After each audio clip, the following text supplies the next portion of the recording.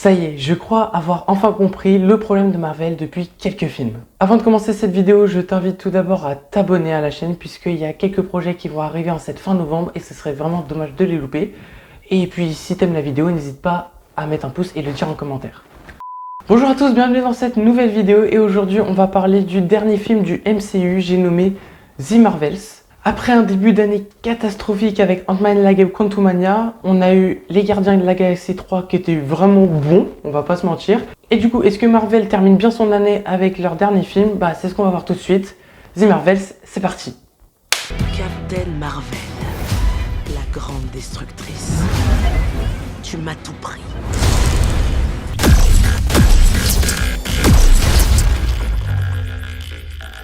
Mais qu'est-ce qui m'arrive?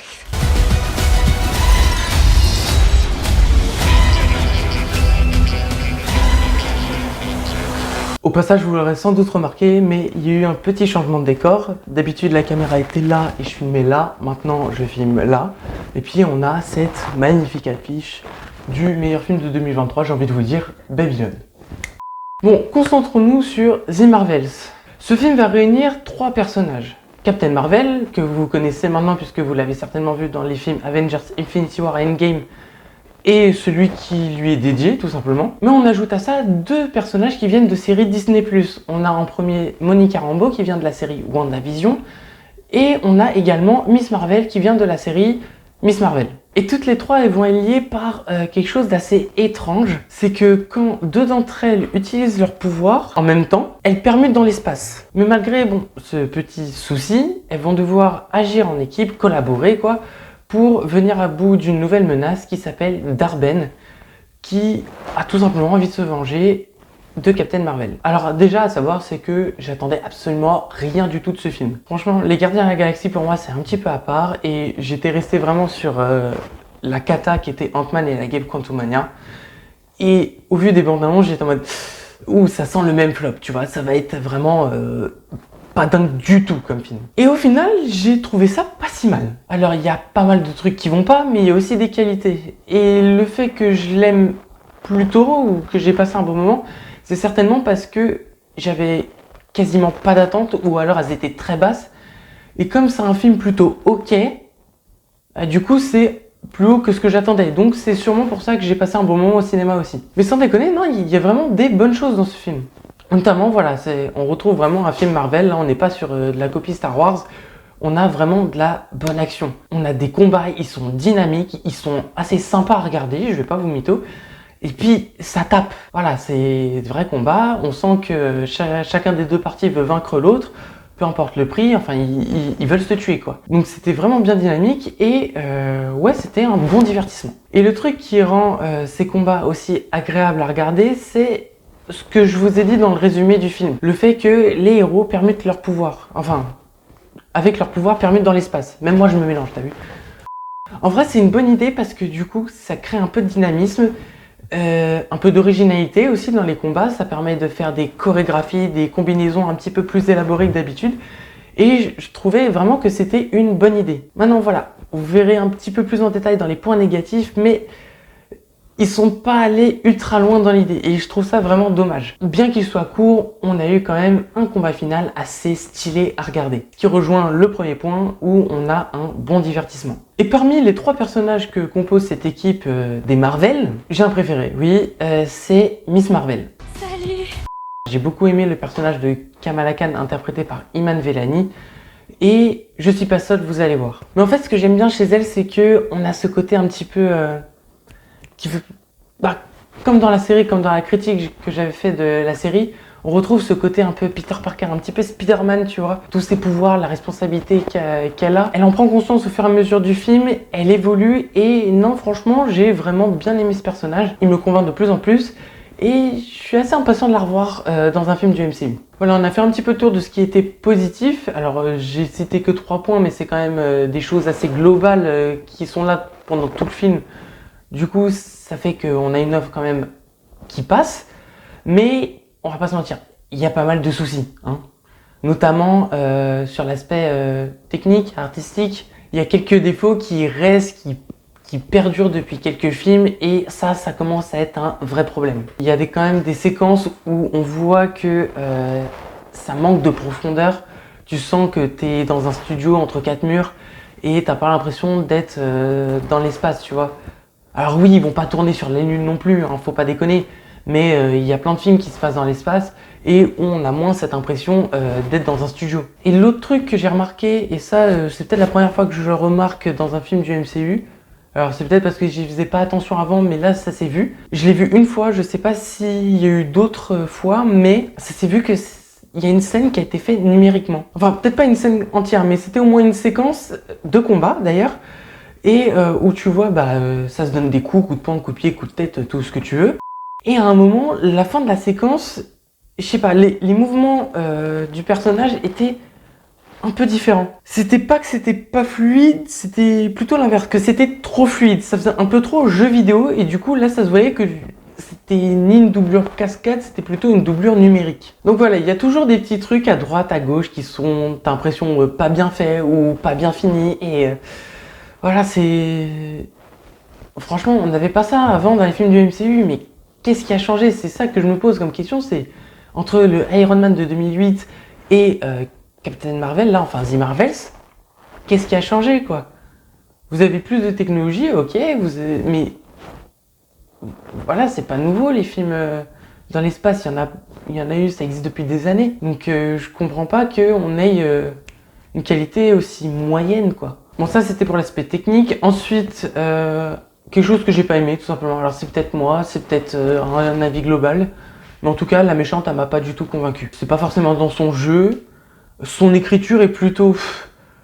Ok, c'est vraiment du pur classique. À cause de toi, j'ai tout perdu, du coup, je viens me venger. Voilà, c'est pas du tout original. Hein. Je sais pas, j'ai pas aimé. Je trouve que l'actrice qui l'interprète n'a pas les épaules. Je trouve que elle a pas vraiment le charisme d'une méchante, tu vois. Du coup, ça passe pas de ouf. Voilà, je valide pas. Et après, je vais terminer cette partie de vidéo par les deux points qui m'ont le plus gêné. C'est qu'on n'allait pas au bout des idées. Dans ce film, il y a des idées, il y a des séquences qui sont quand même vachement bien introduites. L'idée de les faire permuter dans l'espace, je trouve ça vraiment bien. Et on l'a vu trop peu souvent maîtrisé, en fait. Il y a toute une évolution de ça pendant le film. Mais je sais pas, je trouve que ça aurait pu être mieux exploité. J'ai trouvé ça trop dommage, je trouve qu'on l'a pas assez vu. Et puis même de manière générale, il y a des plans ou des scènes où il pourrait y avoir de l'émotion. Et en fait, voilà, ça reste très superficiel. Là pour le coup, on a un film vachement court en face de nous. Il fait 1h45 avec le générique. Donc on a moins d'1h40 de film. Voilà, on aurait peut-être pu rajouter, voilà, même pas 10 minutes, genre 4 ou 5, où on insiste un petit peu plus sur les émotions, on insiste un peu plus sur certains plans qui peuvent être importants et qui peuvent déclencher cette émotion. Ça aurait peut-être été pas mal, quoi. Peut-être rajouter une dimension au film et qui fait que le public l'aurait encore plus apprécié. Qui sait? Franchement, je pense que c'était une sage décision à prendre. En plus, ton film, il est déjà court. C'est pas 4 ou 5 minutes qui vont faire chier, tu vois. Encore, ça aurait été un film de 3 heures, je dis pas. Mais là, il fait 1h45. Voilà, tu me rajoutes 3-4 minutes, je vais pas râler parce qu'il y a 4 minutes de trop, tu vois. Je trouve que comme on n'est pas allé au bout de certaines idées, ça manque et du coup, l'aspect émotion du film, il est pas très présent, quoi. Et c'est dommage. Parlons de la scène post-générique. Alors, je vais pas vous la spoil, hein, je vous laisse la découvrir au cinéma et tout, que vous soyez en mode oh my god, ça va être une dinguerie. Mais il faut savoir que, alors oui, ça te tease un truc de fou, mais personnellement, moi j'en ai marre de ça. J'en ai marre parce que ça fait je sais pas combien de films, c'est peut-être depuis 2021, Shang-Chi, qu'on te tease des trucs à droite, à gauche, voilà. Oh, ça va être fou, ça va être fou. Oh, il y a des trucs qui se passent à droite, à gauche, au milieu, enfin. Ils te teasent plein de trucs partout, Marvel, et t'as l'impression que ils savent eux-mêmes pas ce qu'ils vont en faire après. Non mais c'est vrai. Est-ce que vous vous souvenez de la scène post-générique de Shang-Chi?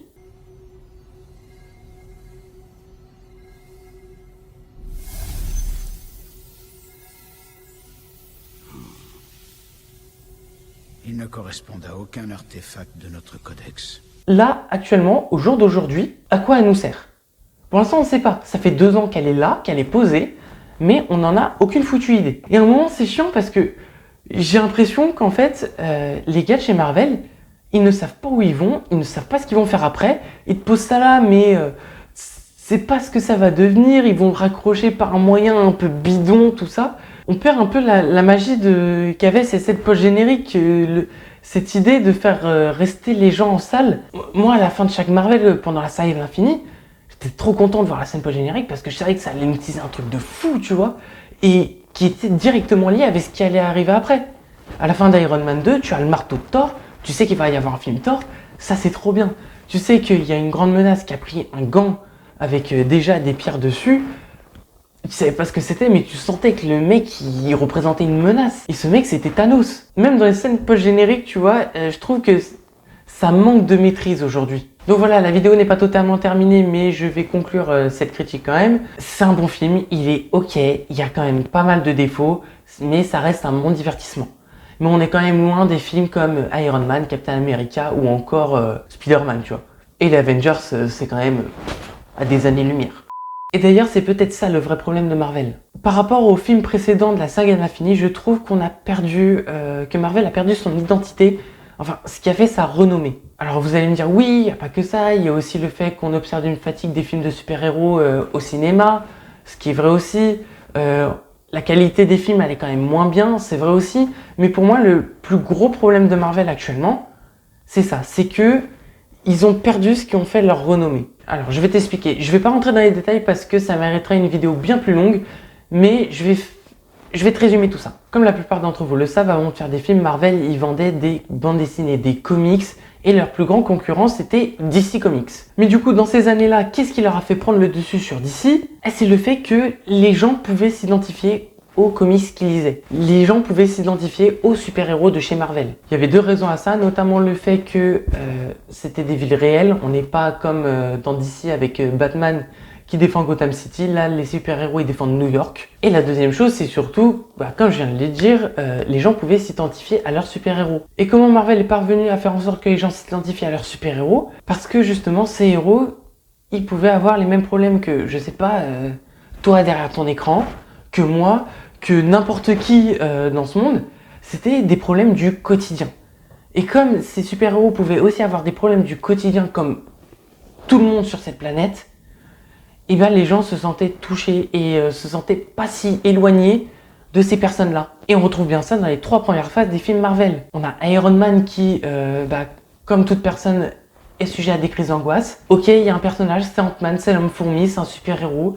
Mais il n'en oublie pas ce qui est plus important pour lui, qui est de récupérer la garde de sa fille. Ou encore, je peux vous citer peut-être le plus connu des super-héros, Spider-Man, qui, malgré tous ses super-pouvoirs et toutes les responsabilités qui en découlent, veut être juste un élève, un lycéen, un étudiant banal, normal, qui a une vie comme tout le monde en fait. Et c'est ça que les gens aimaient chez Marvel, c'est qu'un jour, tu pouvais te dire, peut-être que, vous avez vu, lui, il a des problèmes, et ça n'empêche pas d'être un super-héros, donc moi aussi peut-être que je peux être un super-héros. Ça faisait rêver les gens.